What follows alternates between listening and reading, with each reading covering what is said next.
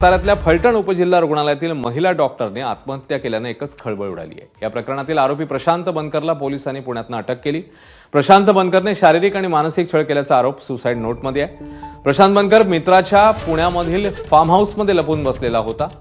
अखेर 30 तासानंतर पहाटे 4 वाजता प्रशांत बनकरला ग्रामीण पोलिसांनी बेड्या ठोकल्या। दरम्यान सुसाईड नोटमध्ये बलात्काराचा आरोप करण्यात आलेला आणि निलंबित झालेल्या पोलीस उपनिरीक्षक गोपाल बदनेला अटक कधी होणार असा सवाल आता उपस्थित होतोय।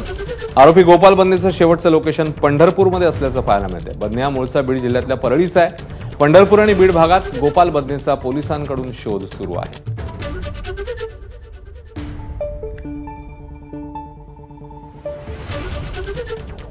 त्यामुळे आत्महत्या प्रकरणामध्ये आता एक अपडेट येते, त्यानुसार एका आरोपीला पकडण्यात आलंय आणि आता पीएसआयला नेमकी अटक कधी होणार हा प्रश्न या निमित्ताने समोर येते। प्रशांत बनकर याला अटक झाली आहे। शारीरिक आणि मानसिक छळाचे आरोप त्याच्यावर करण्यात आलेले, तर दुसऱ्या आरोपीचं शेवटचं लोकेशन हे पंढरपूर असल्याचं समोर येते। त्यामुळे त्या दृष्टीनेही आता पोलीस तपास करतायत। दरम्यान प्रशांत बनकरला ग्रामीण पोलिसांनी आता बेड्या ठोकलेल्या आहेत आणि दुसऱ्या आरोपीचा शोध सुरू आहे। पहाटे 4 वाजता प्रशांत बनकरला पोलिसांनी अटक केली।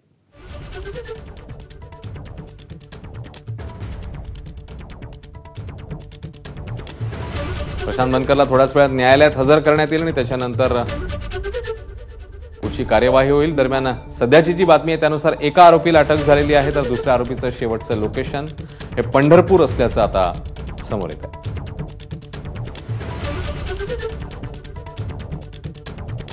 पंढरपूर आणि बीड परिसरात त्यामुळे पोलिसांनी आता या दृष्टीने तपास सुरू केलेला आहे। दुसऱ्या आरोपीचा कसून शोध घेण्यात येतोय। फलटण रुग्णालयातल्या डॉक्टरचं हे आत्महत्या प्रकरण काल समोर आल्यावर आता तपासाची चक्र जी आहेत ती वेगाने फिरताना बघायला मिळतात।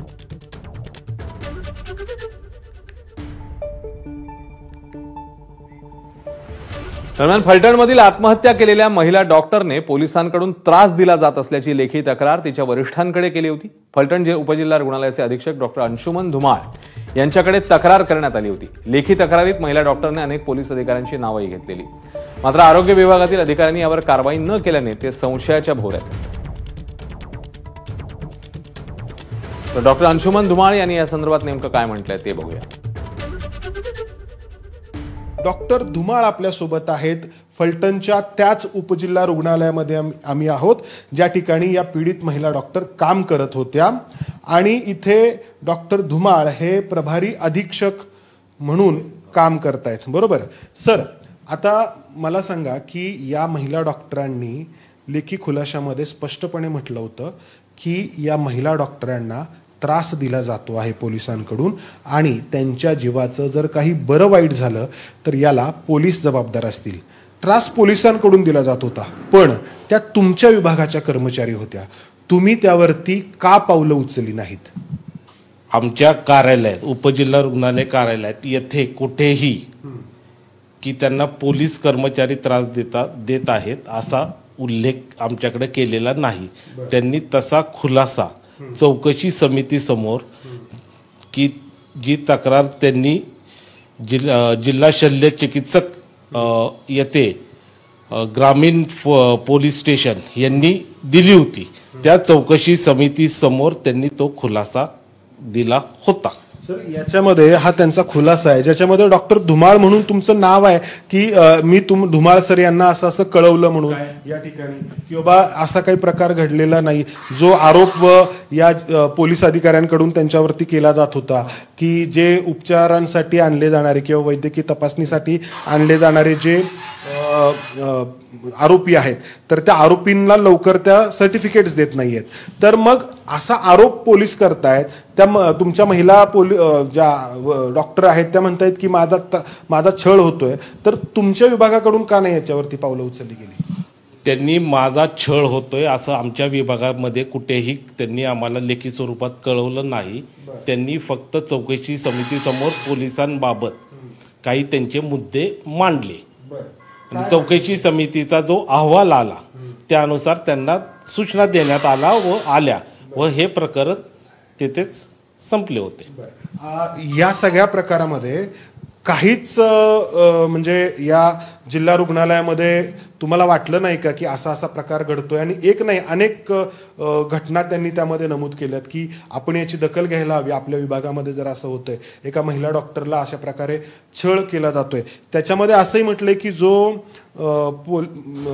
गोपाळ बदने आहे तो इथं इमर्जन्सी विभागामध्ये येऊन आपल्याला धमकी देतोय, असं या महिला डॉक्टरांनी म्हटलेलं आहे.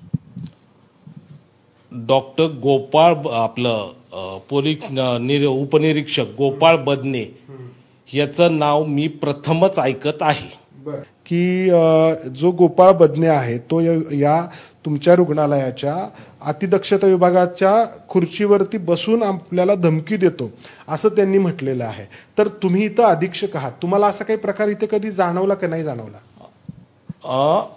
म्हणजे मला किंवा माझ्या हॉस्पिटलमधील कर्मचारी यांना चौकशी समितीसमोर सर्वांनी जे हे दिले आहेत यामध्ये आम्हाला अजिबात हा प्रकार जाणवला नाही.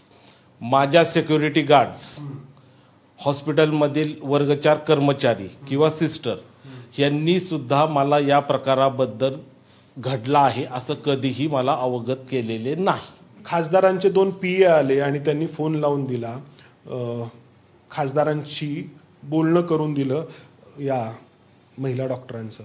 तर हे गंभीर आहे असं वाटतं तुम्हाला की थेट एक खासदार, एक राजकीय व्यक्ती अशा प्रकारे जर डॉक्टरांना फोन करते आणि दबाव टाकते?